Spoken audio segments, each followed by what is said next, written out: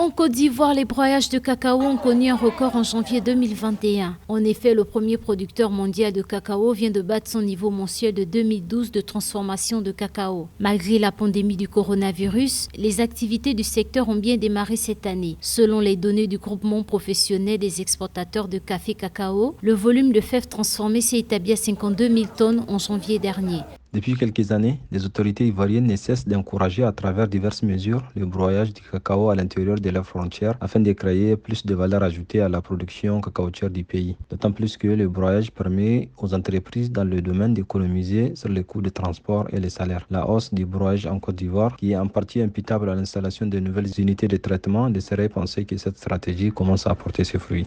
Cette hausse de 8% par rapport à la même période en 2020 représente surtout le plus important niveau enregistré par l'activité du secteur depuis 2012 où les broyages avaient atteint mensuellement 49 000 tonnes en moyenne. Pour le compte de la campagne 2020-2021, un total de 199 000 tonnes de fèves ont été transformées entre le 1er octobre 2020 et le 31 janvier 2021 contre 191 000 tonnes un an plus tôt.